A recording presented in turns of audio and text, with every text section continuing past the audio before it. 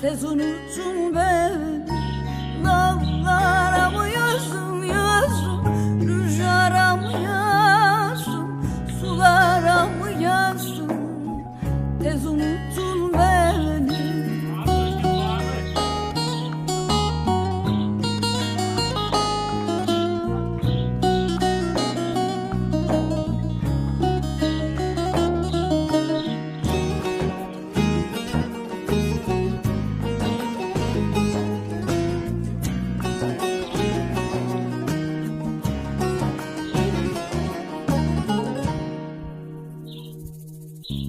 Hayli zaman oldu, ne aradın sordum, hayli vakit doldu, gelmedin durdun.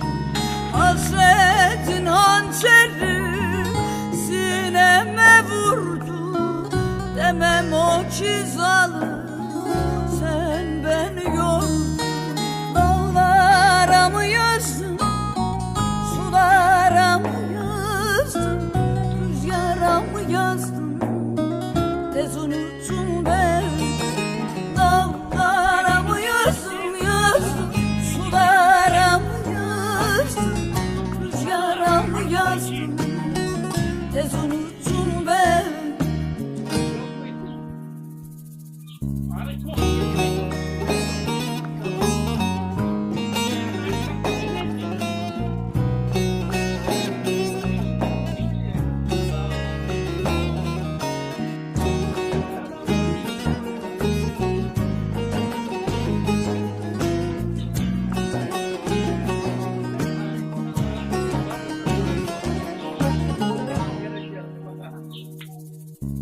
Hayli yıllar oldu, bekledim durdum, hayli mevsim doldu, gelmedin soldun.